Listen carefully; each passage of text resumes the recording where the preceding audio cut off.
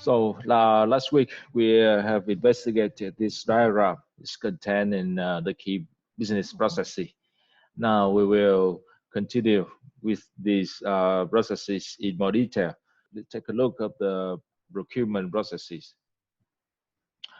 And what is procurement? It's related to buying the materials, some needed material external from a vendor.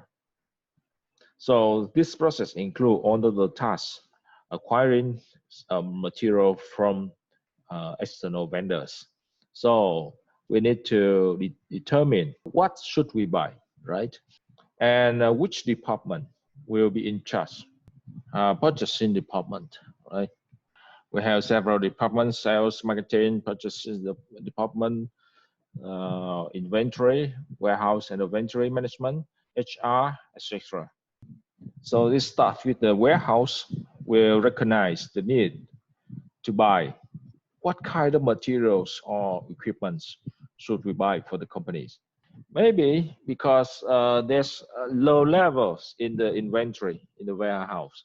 Okay, we don't have too much materials in the inventory, so we have to buy more materials to put in the warehouse. So the warehouse will document this, the needs in the form, in a kind of purchase. We call it the create a purchase requisition. So, and then we will send to the purchase department, purchasing, and the purchasing department will identify which vendors is suitable. And they also define how much, where. Now we should answer the following question: what should we buy? And then when should we buy? And then how much? Okay. And then it will identify vendors. We will select.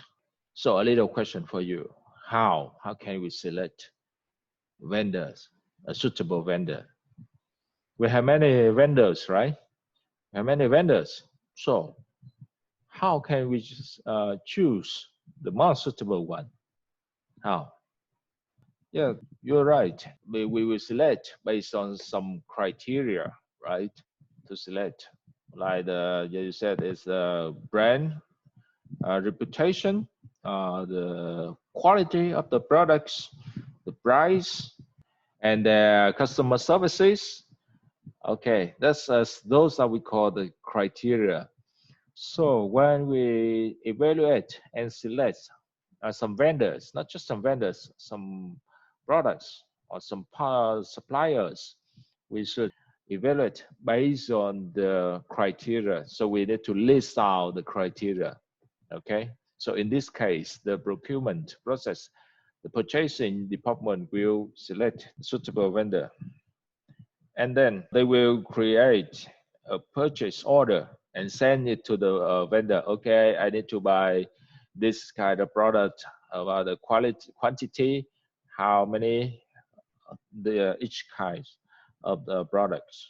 Okay, and then we will send this order to the vendor, and then the vendor will ship the materials and to the warehouse, and the warehouse will receive the materials and put them into the warehouse and record all other related data to the system. The vendor then sends the invoice and will send the invoice to which department? Of course, it's the accounting department. And then the accounting department will send a payment to the vendors. Okay, I will transfer this payment to you. So see that accounting will receive the invoice and accounting will send payment. And this is the end of the process. Therefore, the low inventory of materials will trigger the start of the process. So there's several scenarios, like the material blending process will show the company needs to buy the materials based on the forecast demand of products. For example, based on the historical data, we will forecast, okay, in the next year or the next Christmas, what should we produce? And to produce that kind of products, what material should we buy from the vendor and how much? So based on the calculation and forecasting the demand of the products, we will start the material planning process. So based on the material plannings, we will buy the materials. And then about the asset management or customer service process also trigger this procurement process, because sometimes we need to repair our products purchased by a customer, or we should make it better, repair machine. And then another scenario to trigger this process is the customer order could trigger as well. Like the customer, okay, the customer order will trigger the fulfillment process. They need to buy something. So they need to buy something. We need to produce for them, right? So it's made that way there's such a raw materials or components parts. So in order to produce the products for them, we need to buy some materials. Okay, those are the several scenarios which are needed to trigger the procurement process. We will continue to production process. Production process.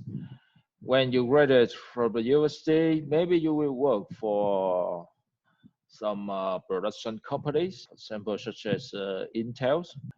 The production process will be triggered from the external procurement. Okay, like they want to buy some of our products, so we need to produce for them. The warehouse will request the production. Okay, the customer order can trigger the production process. Okay, like in your, for example, in your warehouse, and also the material planning process also can trigger the in-house production. We need to produce that process based on the forecasting or based on the current customer demand order.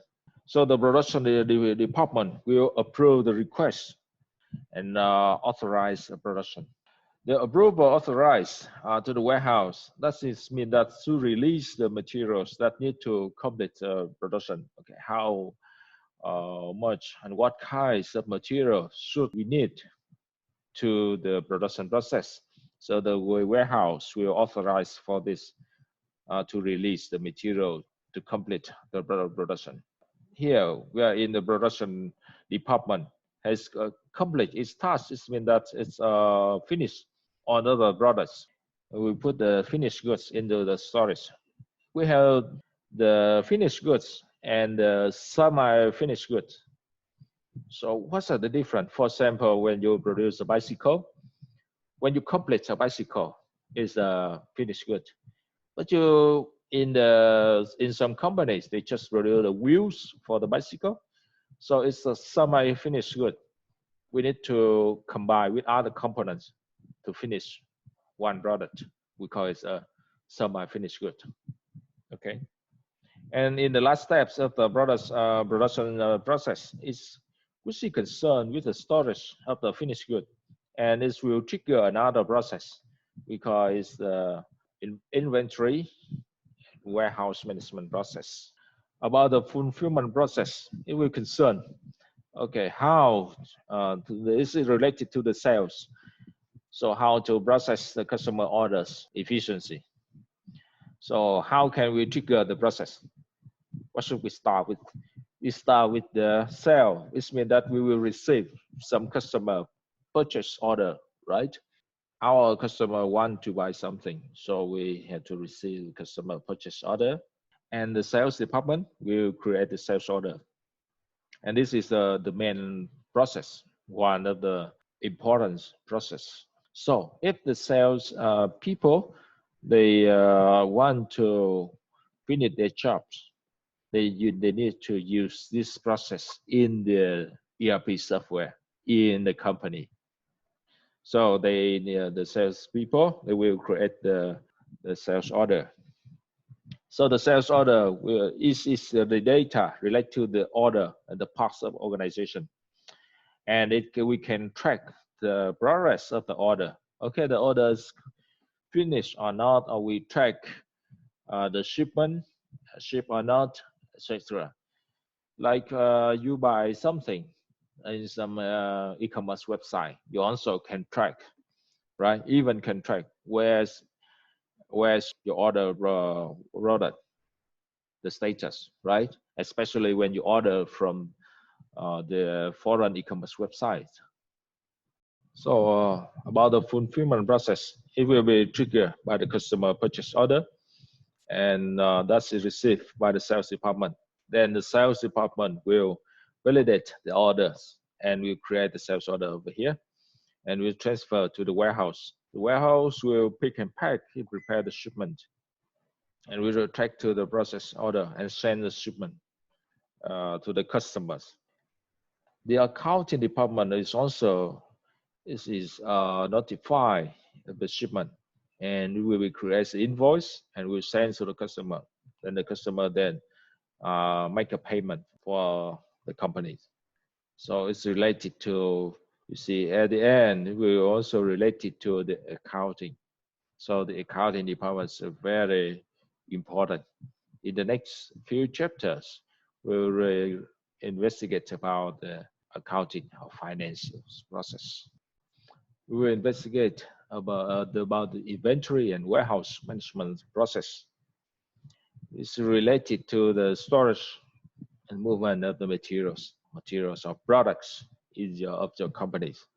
So if for your companies working smoothly, the materials must be stored, and it can be easily located and in need.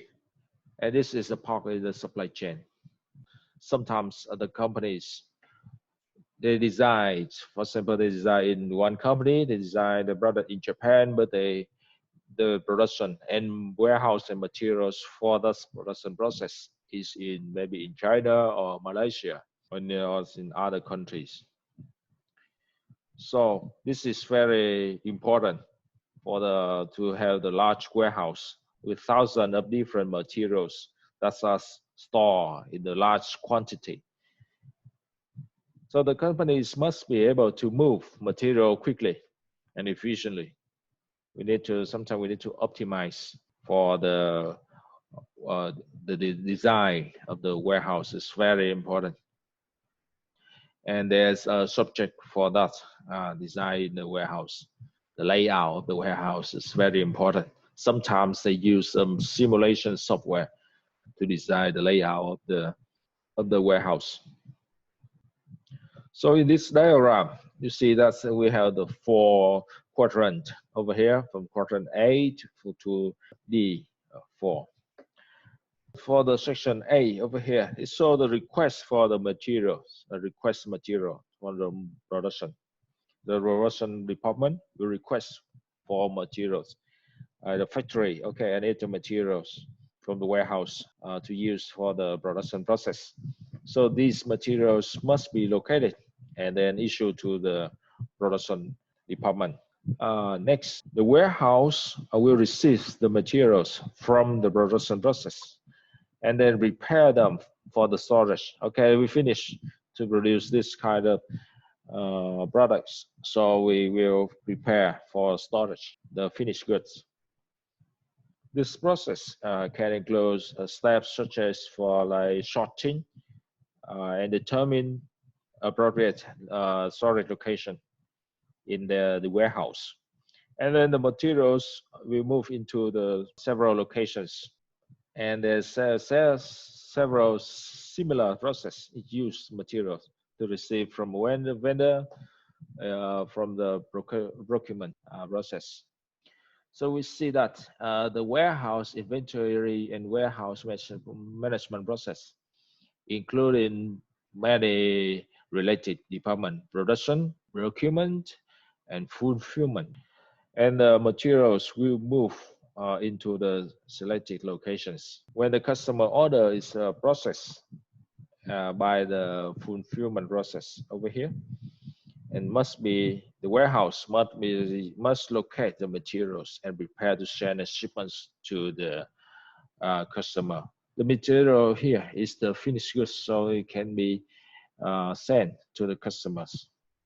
So this process we call it the inventory and warehouse management, or we can call it the IWM process. And next process will be the asset management process. About the asset management, it will be focused on two things. The first one is preventive. The second one is the corrective maintenance. It relates to the maintenance process of all of the organization equipments. So we have several equipments, for example, some machines in a company, in a factory. So what is the preventive maintenance? So the preventive maintenance will be conducted periodically. It's, for example, for every 6 months or every 4 months, we have the preventive maintenance. For example, the routine maintenance of a machine in the factory will be conducted in every 2 years. In my companies, they have the preventive maintenance for the PC for the software engineer. So every 2 years they will change. They will change your monitors or your PC or equipment. Change the whole the PCs or the keyboard, mouse, so the whole related to your jobs equipment every 2 years. So about the corrective maintenance, this is done. It's when it's needed. It's not periodically. It's corrective maintenance. For example, they want you like to repair a machine when it's breakdown. So we call it a corrective maintenance. So it will start trigger by in the production request for maintenance. For example, this is for, and they also have the authorized for the maintenance. So you see, when request to authorize, if you do it in paperwork, it takes a lot of time, right? Okay, my machine is broken. I cannot produce anything, but I need to have the authorized for maintenance with a piece of paper, the approval. So it takes a lot of time. So instead, we use the ERP system or software system to enhance the speed of the authorized maintenance.